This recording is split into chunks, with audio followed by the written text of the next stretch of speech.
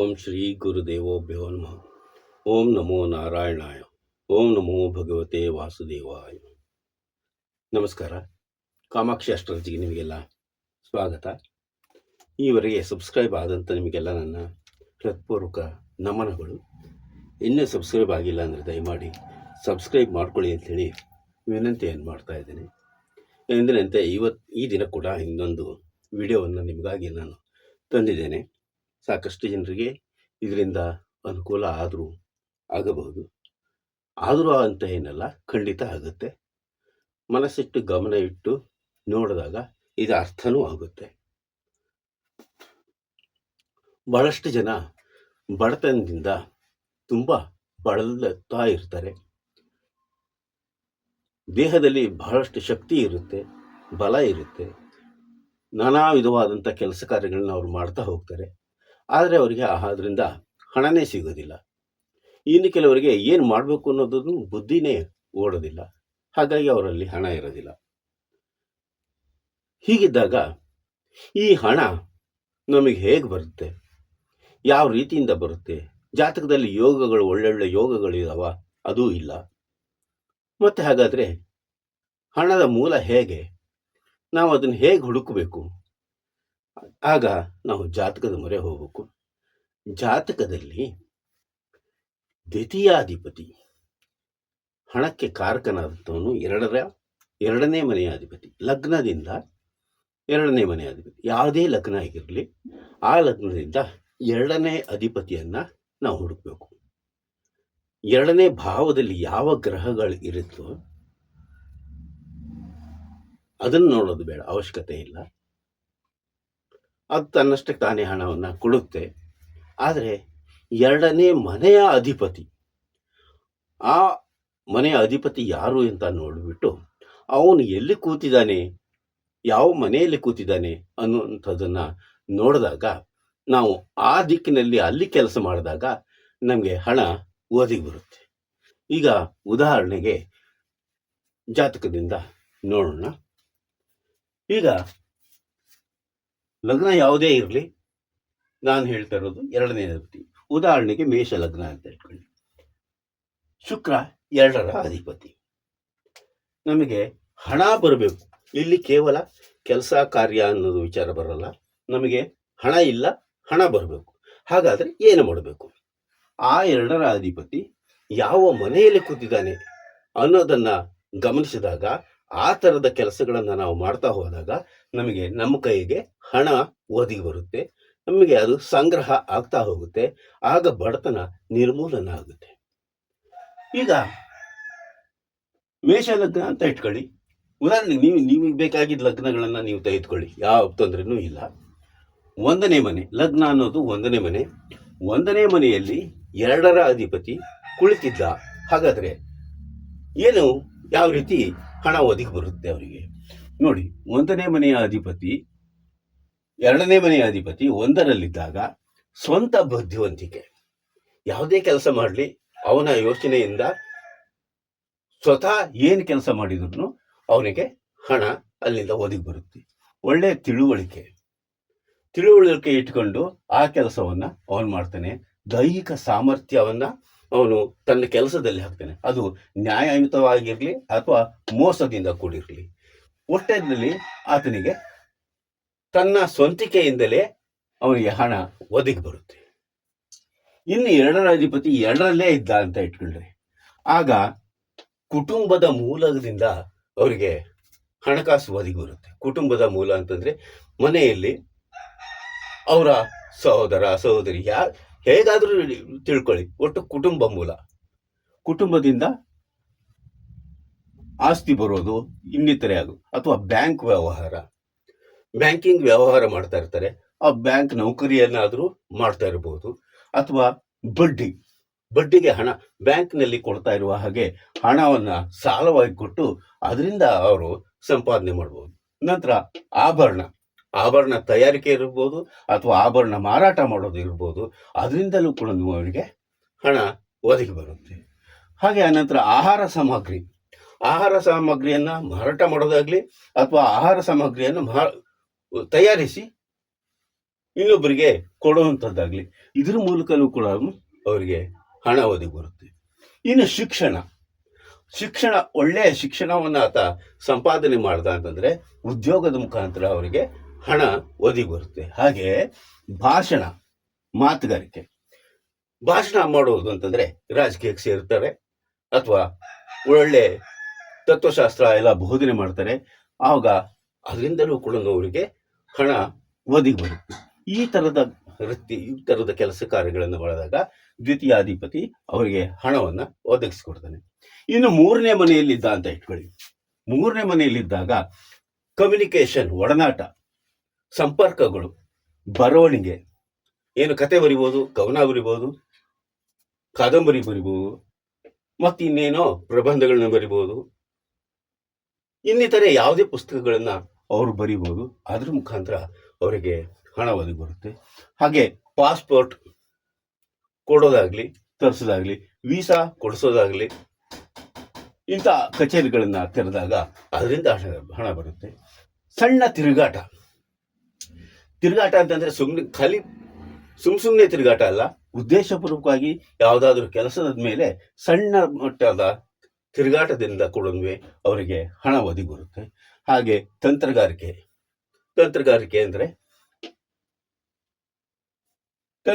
ಅಂತಂದ್ರೆ ಈ ಮೆಷಿನರಿ ಅವುಗಳನ್ನ ಮಾಡೋದ್ರಿಂದ, ಯೂಟ್ಯೂಬ್ನಲ್ಲಿ ಅವರು ಯಾವುದಾದ್ರೂ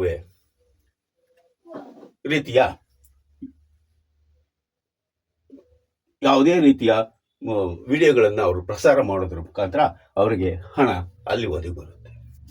ಇನ್ನು 2ರ ಅಧಿಪತಿ 4ನೇ ಮನೆಯಲ್ಲಿದ್ದ ಅಂದರೆ 4ರಲ್ಲಿದ್ದರೆ ಆಸ್ತಿಯಿಂದ ಹಣ ಬರುತ್ತೆ. ರಿಯಲ್ ಎಸ್ಟೇಟ್ ವ್ಯವಹಾರ ನಡೆಸಿದಲ್ಲಿ ಅದರಿಂದ ಹಣ ಬರುತ್ತೆ. ವಾಹನಗಳ ಮಾರಾಟ ಅಥವಾ ಚಾಲನೆ, ಅವುಗಳಿಂದ ಹಣ ಬರುತ್ತೆ. ಇನ್ನು ಮರದ ಕೆಲಸ ಮಾಡೋದ್ರಿಂದ, ಮರದ ಕೆಲಸ ಮಾಡೋದ್ರಿಂದ ಅದರಿಂದ ಹಣ ಬರುತ್ತೆ. ವ್ಯವಸಾಯ ಮಾಡೋದ್ರಿಂದ ಅವ್ರಿಗೆ ಹಣ ಬರುತ್ತೆ. ಹೋಟೆಲ್ ಉದ್ಯಮ ನಡೆಸೋದ್ರಿಂದ ಹಣ ಬರುತ್ತೆ. ತಾಯಿ ಕಡೆಯಿಂದಲೂ ಹಣ ಅವರಿಗೆ ಒದಗಿ ಬರುತ್ತೆ. ಇನ್ನು 2ರ ಅಧಿಪತಿ 5ನೇ ಮನೆಯಲ್ಲಿದ್ದ ಅಂತ ಇಟ್ಕೊಂಡ್ರೆ, 5ರಲ್ಲಿದ್ದಾಗ ಅವನ ಬುದ್ಧಿ ಜ್ಞಾನಕ್ಕೆ ತಕ್ಕನಾದಂತಹ ಹಣ ಅವನಿಗೆ ಒದಗಿ ಬರುತ್ತೆ. ಇಲ್ಲಿ ಬುದ್ಧಿ ಒಳ್ಳೆ ರೀತಿಯಲ್ಲಿ ಕೆಲಸ ಮಾಡಬೇಕಾಗುತ್ತೆ.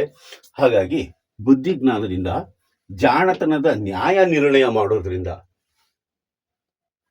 ಪಂಚಾಯತಿ ಸೇರ್ತಾರೆ ಅಂತ ಹೇಳ್ತಾರೆ, ಆಗ ಒಬ್ಬ ಮುಖ್ಯಸ್ಥ ಕೂತಿರ್ತಾನೆ, ಆತ ಒಳ್ಳೆ ತೀರ್ಮಾನಗಳನ್ನು ಕೊಡ್ತಾನೆ. ಆ ಥರ ತೀರ್ಮಾನ ಮಾಡೋದ್ರಿಂದ ಅವರಿಗೆ ಹಣ ಬರುತ್ತೆ. ಅವರು ಆಟ, ಈ ಕ್ರೀಡೆಯಲ್ಲಿ ಭಾಗವಹಿಸಿ ಅದ್ರ ಮುಖಾಂತರ ಅವರು ಹಣವನ್ನು ಗಳಿಸ್ಕೊಳ್ತಾರೆ.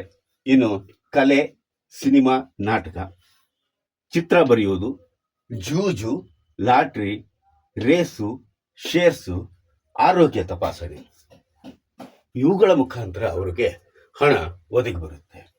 ಇನ್ನು 2ರ ಅಧಿಪತಿ 6ನೇ ಮನೆಯಲ್ಲಿ ಕೂತಿದ್ದ ಅಂದರೆ ಸೇವಾ ವೃತ್ತಿಗಳು, ಯಾವುದೇ ರೀತಿಯ ಸೇವೆಗಳಲ್ಲಿ ಅವರು ತೊಡಗಿದರೆ ಅದರಿಂದ ಅವರಿಗೆ ಹಣ ಬರುತ್ತೆ. ಮಹತ್ವಾಕಾಂಕ್ಷೆಯನ್ನು ಹೊಂದಿರ್ತಾರೆ, ಸಾಲದಿಂದ ಹಣ ಬರುತ್ತೆ. ಶತ್ರುಗಳಿಂದಲೂ ಹಣ ಬರುತ್ತೆ. ಸ್ಪರ್ಧೆ ಮಾಡೋದ್ರಿಂದಲೂ ಕೂಡ ಹಣ ಬರುತ್ತೆ. ವ್ಯಾಜ್ಯಗಳಿಂದ ಹಣ ಬರುತ್ತೆ. ವಕೀಲಿ ವೃತ್ತಿ ಮಾಡೋದ್ರಿಂದ ಹಣ ಬರುತ್ತೆ. ಕಳ್ಳತನ ಮಾಡೋದ್ರಿಂದಲ್ವೇ ಅವರಿಗೆ ಹಣ ಬರುತ್ತೆ. ಇನ್ನು 2ರ ಅಧಿಪತಿ 7ನೇ ಮನೆಯಲ್ಲಿದ್ದ ಅಂದರೆ ವಿವಾಹದಿಂದ ಹಣ ಬರುತ್ತೆ. ವಿವಾಹ ದಲ್ಲಾಳಿ ವ್ಯವಹಾರದಿಂದ ಹಣ ಬರುತ್ತೆ. ವ್ಯವಹಾರ ಮಾಡೋದ್ರಿಂದ ಹಣ ಬರುತ್ತೆ. ಪಾಲುದಾರಿಕೆ ವ್ಯವಹಾರ ಮಾಡೋದ್ರಿಂದಲೂ ಹಣ ಬರುತ್ತೆ. ಮತ್ತು ಈ ಎಲ್ಲ ಚಟುವಟಿಕೆಗಳನ್ನ ಅವರು ಸಮಗ್ರವಾಗಿ ಪರಿಶೀಲಿಸಿ ಮಾಡೋದ್ರಿಂದ ಅವರಿಗೆ ಹಣ ಒದಗಿ ಬರುತ್ತೆ. ಇನ್ನು 2ರ ಅಧಿಪತಿ 8ರಲ್ಲಿದ್ದಾಗ ಆಕಸ್ಮಿಕ ಗುಪ್ತ ನಿಧಿಗಳು ಅವರಿಗೆ ಹುಡುಕಿಕೊಂಡು ಬರ್ತವೆ. ಅವರು ತಾವಾಗೆ ಹೋಗಿ ಹುಡುಕಬೇಕು ಅಂತ ಇಲ್ಲ, ಯಾರದ್ದೋ ಹಣ, ಇತರರ ಹಣ ಅವ್ರಿಗೆ ಸಿಗುತ್ತೆ. ನೆಲದಲ್ಲಿ ಹೂತಿಟ್ಟಿರ್ಬೋದು ಅಥವಾ ಇನ್ನೆಲ್ಲೋ ಇದ್ದಿರ್ಬೋದು, ಅಂತಹ ಹಣ ಇವರಿಗೆ ಸಿಗುತ್ತೆ. ಪೂರ್ವಾರ್ಜಿತ ಆಸ್ತಿ ಅವರಿಗೆ ಸಿಕ್ಕಬಹುದು. ಮತ್ತು ಗಿಫ್ಟ್, ಬಹುಮಾನಗಳು, ಅದ್ರ ಮುಖಾಂತರ ಹಣ ಬರುತ್ತೆ. ವೈದ್ಯಕೀಯ ವೃತ್ತಿ ಮಾಡೋದ್ರಿಂದಲೂ ಅವರಿಗೆ ಹಣ ಬರುತ್ತೆ. ವರದಕ್ಷಿಣೆಯಿಂದ ಹಣ ಬರುತ್ತೆ. ಇನ್ನೊಬ್ಬರಿಗೆ ಪೀಡನೆ ಮಾಡಿಕೊಡೋದ್ರಿಂದ, ತೊಂದರೆ ಕೊಡೋದ್ರಿಂದಲೂ ಅವರು ಹಣವನ್ನ ಸಂಪಾದನೆ ಮಾಡ್ತಾರೆ. ಇನ್ನು 2ರ ಅಧಿಪತಿ 9ನೇ ಮನೆಯಲ್ಲಿದ್ದರೆ ದೀರ್ಘ ಪ್ರಯಾಣ ಮಾಡೋದ್ರಲ್ಲಿ ಅವರಿಗೆ ಹಣ ಬರುತ್ತೆ. ಉದ್ದೇಶಪೂರ್ವಕವಾಗಿ ಸಕಾರಾತ್ಮಕವಾದಂತಹ ಪ್ರಯಾಣಗಳನ್ನ ಅವರು ನಡೆಸ್ತಾರೆ. ಅದರಿಂದ ಅವರಿಗೆ ಹಣ ಬರುತ್ತೆ. ಅದು ವಿದೇಶ ಪ್ರಯಾಣನೂ ಆಗಿರಬಹುದು. ಹಾಗೆ ಉನ್ನತ ಶಿಕ್ಷಣ ಪಡೆಯೋದ್ರಿಂದಲೂ ಕೂಡ ಅವರಿಗೆ ಹಣ ಬರುತ್ತೆ. ಉನ್ನತ ಶಿಕ್ಷಣ ಪಡೆದಾಗ ಉನ್ನತವಾದ ಸ್ಥಾನಮಾನ ದೊರೆಯುತ್ತೆ, ಒಳ್ಳೆಯ ಅಧಿಕಾರ ಸಿಗಬಹುದು, ಅದರಿಂದ ಅವರಿಗೆ ಹಣ ಬರುತ್ತೆ. ಆಮೇಲೆ ರಾಜಕೀಯಕ್ಕೆ ಸೇರಿದರೂ ಕೂಡ ಅವರಿಗೆ ಅಲ್ಲಿ ಹಣ ಬರುತ್ತೆ. ಒಟ್ಟಿನಲ್ಲಿ ಅವರಿಗೆ ಅದೃಷ್ಟ ಹುಡುಕಿಕೊಂಡು ಬರುತ್ತೆ, ಅದೃಷ್ಟದಿಂದ ಹಣ ಬರುತ್ತೆ. ಇನ್ನೊಬ್ಬರು ಸಹಾಯ ಮಾಡುವುದು, ಸಹಾಯದ ರೀತಿಯಿಂದ ಹಣ ಬರುತ್ತೆ. ಇನ್ನು ಧರ್ಮ, ದೇವರು ಮುಂತಾದ ಕೆಲಸ ಕಾರ್ಯಗಳಲ್ಲಿ ಅವರು ಭಾಗವಹಿಸೋದ್ರಿಂದ ಆಗ ಅದಕ್ಕೆ ಅವರಿಗೆ ಹಣ ಬರುತ್ತೆ. ಇನ್ನು 2ರ ಅಧಿಪತಿ 10ನೇ ಮನೆಯಲ್ಲಿದ್ದ ಅಂದ್ರೆ 2ನೇ ಮನೆಯ ಅಧಿಪತಿ 10ರಲ್ಲಿದ್ದಾದ್ರೆ ಉನ್ನತ ಉದ್ಯೋಗ ಪ್ರಾಪ್ತಿಯಾಗುತ್ತೆ. ಅದರ ಮುಖಾಂತರ ಅವರಿಗೆ ಹಣ ಬರುತ್ತೆ. ದೊಡ್ಡ ದೊಡ್ಡ ಪದವಿ, ಒಳ್ಳೆ ಸ್ಥಾನಮಾನ, ಇವುಗಳಿಂದ ರಾಜಕೀಯದಲ್ಲಿಯೂ ಕೂಡ ಭಾಗವಹಿಸಿ ಅದರಲ್ಲೂ ಹಣ ಮಾಡ್ತಾರೆ. ವೈದ್ಯಕೀಯ ವೃತ್ತಿ ಮಾಡೋದ್ರಿಂದಲೂ ಹಣ ಪಡಿತಾರೆ. ಈ ಪ್ರಕಾಶಕರು, ಸಂಪಾದಕರು, ನಿರ್ದೇಶಕರು, ಅಧ್ಯಕ್ಷರು, ಈ ಎಲ್ಲಾ ರೀತಿಯಿಂದಲೂ ಕೂಡ ಅವರಿಗೆ ಹಣವನ್ನ ಪಡೆಯಬಹುದಾಗಿದೆ. ಇನ್ನು 2ರ ಅಧಿಪತಿ 11ನೇ ಮನೆಯಲ್ಲಿದ್ದರೆ 11ನೇ ಮನೆಯಲ್ಲಿದ್ದಾಗ ಅವರು ಯಾವುದನ್ನೇ ಮಾಡಿದರೂ ಕೂಡ ಎಲ್ಲದರಲ್ಲೂ ಹಣವನ್ನ ಅವರು ಗಳಿಸ್ತಾರೆ. ಇಲ್ಲಿ ಇವರಿಗೆ ಲಾಸ್ ಅನ್ನೋದೇ ಇಲ್ಲ. ಯಾವಾಗಲೂ ಕೂಡ ಲಾಭದಾಯಕ ವಿಚಾರಗಳನ್ನೇ ಅವರು ಮಾಡ್ತಾ ಇರ್ತಾರೆ. ಆದ್ರಿಂದ ಅವ್ರು ಏನ್ ಮಾಡಿದರೂ ಕೂಡ ಲಾಭದಾಯಕವಾಗಿಯೇ ಇರುತ್ತೆ. ಇನ್ನು ಕೊನೆಯದಾಗಿ 2ರ ಅಧಿಪತಿ 12ರಲ್ಲಿದ್ದರೆ 2ರ ಅಧಿಪತಿ 12ರಲ್ಲಿದ್ದೆ ವಿದೇಶಗಳಿಂದ ಹಣ ಸಿಗುತ್ತೆ, ಅಥವಾ ವಿದೇಶಕ್ಕೆ ಇವರೇ ಹೋಗಿ ಹಣ ಸಂಪಾದನೆ ಮಾಡ್ತಾರೆ. ಆಸ್ಪತ್ರೆಯಲ್ಲಿ ಕೆಲಸ ಮಾಡೋದ್ರಿಂದ ಹಣ ಸಿಗುತ್ತೆ. ಅಂದ್ರೆ ಯಾವುದೇ ರೀತಿಯ ವೃತ್ತಿ ಆಸ್ಪತ್ರೆಗೆ ಸೇರಿದ್ದು. ಹಾಗೆ ಜೈಲು ಅಧಿಕಾರಿಗಳಾಗಿ ಅಲ್ಲಿ ಕೆಲಸ ಸಿಗುತ್ತೆ. ಗುಟ್ಟಾದ ಕೆಲಸಗಳನ್ನ ಅವರು ಮಾಡ್ತಾರೆ, ಯಾರಿಗೂ ಗೊತ್ತಾಗದೇ ಇರೋ ವೃತ್ತಿಲಿ. ಆ ರೀತಿಯಿಂದಲೂ ಹಣ ಸಿಗುತ್ತೆ. ಅಕಸ್ಮಾತ್ ಸಿಕ್ಕಿಬಿದ್ರೆ ಅವರು ಮತ್ತೆ ಜೈಲನ್ನ ಸೇರ್ಬೇಕಾಗುತ್ತೆ. ಆದ್ರೆ ಇವರು 12ರಲ್ಲಿ 2ನೇ ಅಧಿಪತಿ 12ರಲ್ಲಿದ್ದಾಗ ಪರಾವಲಂಬಿಗಳಾಗುತ್ತಾರೆ. ಪರಾವಲಂಬನೆಯಿಂದ ಅವರಿಗೆ ಹಣದ ಹರಿವು ಉಂಟಾಗುತ್ತೆ. ಈ ರೀತಿಯಲ್ಲಿ 2ರ ಅಧಿಪತಿ ಯಾವ ಮನೆಯಲ್ಲಿ ಇರುತ್ತಾನೋ ಆ ಪ್ರಕಾರದಲ್ಲಿ ಅವರಿಗೆ ಹಣದ ಸಂಪಾದನೆ ಆಗುತ್ತೆ. ಇದನ್ನ ನೋಡಿಕೊಂಡ್ಬಿಟ್ಟು ತಾವು ಏನು ಕೆಲಸ ಮಾಡಿದ್ರೆ ಯಾರಿಗೆ ಕೆಲಸ ಇಲ್ವೋ ಅಂಥವ್ರು ನಾವು ಯಾವ ರೀತಿಯ ಕೆಲಸ ಮಾಡಿದರೆ ನಮಗೆ ಹಣ ಸಿಗುತ್ತೆ ಅನ್ನೋದನ್ನು ನೋಡಿಕೊಂಡು ಆ ರೀತಿಯಲ್ಲಿ ಹಣ ಸಂಗ್ರಹ ಮಾಡಿಕೊಳ್ಳೋದ್ರಲ್ಲಿ ಮಗ್ನರಾಗಿದ್ರೆ ಅದು ಒಳ್ಳೆಯ ಜಾಣತನದ ಕೆಲಸ ಆಗುತ್ತೆ. ಈ ವಿಡಿಯೋ ನಿಮಗೆ ಇಷ್ಟ ಆಯಿತು ಅಂದರೆ ಲೈಕ್ ಮಾಡಿ, ಶೇರ್ ಮಾಡಿ, ಸಬ್ಸ್ಕ್ರೈಬ್ ಮಾಡಿ. ಮುಂದಿನ ವಿಡಿಯೋದಲ್ಲಿ ಮತ್ತೊಮ್ಮೆ ಸಿಗೋಣ. ಅಲ್ಲಿವರೆಗೂ ನಮಸ್ಕಾರ.